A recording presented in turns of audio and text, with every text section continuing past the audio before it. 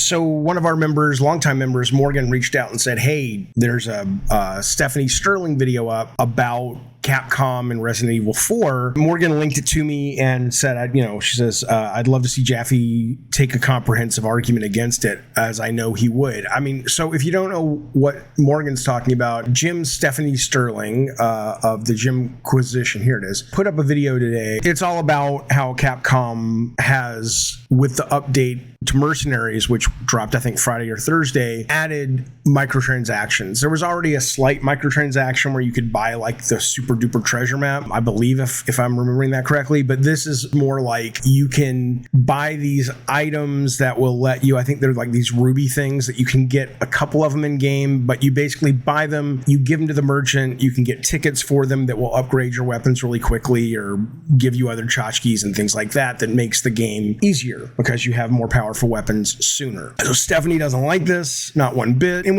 we get it. And I agree with Sterling more often than I don't. I do take a couple of issues with this, but let's get to the part where I probably agree with them 100%, which is to say Capcom put this out a couple of weeks back, got amazing reviews. They know good and well this was coming, and it wasn't part of the code that was sent to be reviewed. It wasn't, from what I understand, because it was not in the press, it wasn't spoken about or sent with an email with the code for the game to reviewers going, hey, this is coming. We're not trying to pull a fast one. It's just not going to be in the game yet. That's really shitty, as just sort of it's a bad look for a company that is usually the optics of Capcom, or they're so gamer friendly and so one of us kind of thing. It's a bad look. But then the question becomes, is it potentially an illegal action, right? Because if what they've done is they've added microtransactions and it makes the game easier, but the game isn't tuned any different than when it was tuned when everybody was giving it 10s and saying it's one of the best games ever made, then I don't see a problem. I really don't. Because if you loved the game last week when there was no microtransactions, that means one of the things you loved was the way it was balanced. And if that balancing hasn't changed, don't worry about it, right? I mean, Stephanie mentions that a certain type of person might worry about it regardless. But for most people, you would say the game last week is the game this week. There's some training wheels you can spend money on, but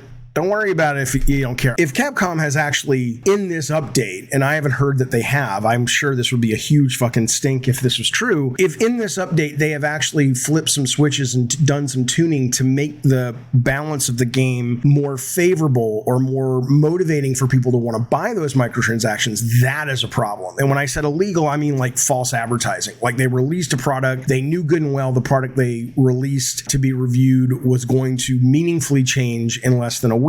I don't, there's all the terms of service, and this game will change because there's an online component. I'm sure they're legally safe, but it's a really bad look if that occurred. But if it was the former and nothing's changed, I don't really see a problem with it. The thing Jim brings up, and I respond to this as a hardcore ADHD fella in terms of somebody who has it, and I take medicine for it, and it's affected my life in good and bad ways. She goes on to say that if you have ADD or if you have autism and you're inclined to, maybe games are too hard for you, or you're inclined to be impulsive, this is predatory to people like that. Okay.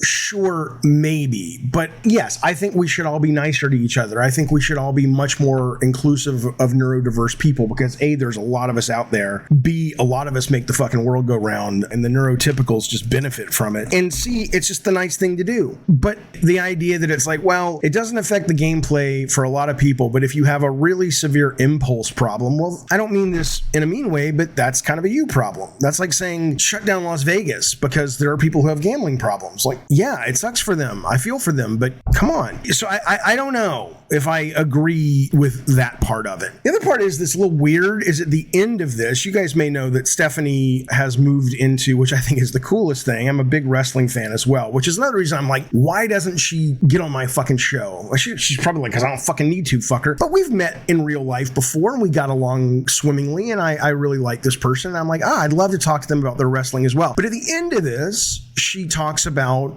her wrestling matches, and she's like, hey, I'll be here, I'll be at this place, I'll be at this venue, and she's basically trying to promote her thing, her show, whatever, which I think is great. But if you go there, Stephanie is making ducats off that same mentality. PCW UK Wrestling. This is Stephanie's bout coming up, April 22nd. Awesome. Go buy tickets. Go see Stephanie. But if you actually go there are early bird tickets, which allow you to spend less money to get ringside seats, better offerings for more people that will be a lot less expensive. Well, as a guy with ADD, if I was in this area, I'd go, that might be fun to see. I'll go see it. Well, my ADD prevents me from going, oh, don't forget the early bird deal. And I don't want to not pay less, but I have ADD and I get distracted, and chances are if I were to see this, I would be buying them at the gate because I'd remember the morning of, oh shit, this is the Stephanie Wrestling Day, let's go. And then I'm paying more money. And I'm not saying that like, haha, fuck you, Sterling, gotcha. I'm saying that more like everyone is kind of complicit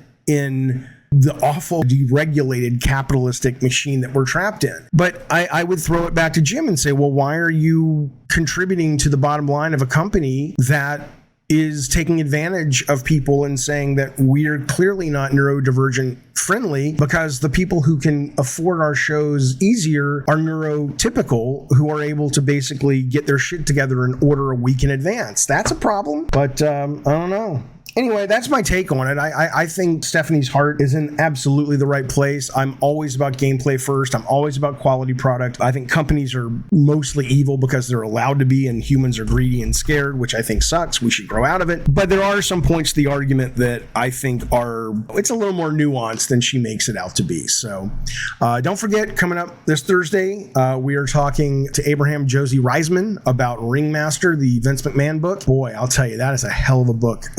If you're into the wrestling, or even if you're not, if you're into politics, if you're into sort of just how someone becomes such a shit human being, what a nightmare Vince McMahon is. I cannot wait to talk to Josie about this. So this is coming up. But anyway, there's my response. Morgan, I hope that gave you what you needed. Be well, everybody, and I will see you very soon.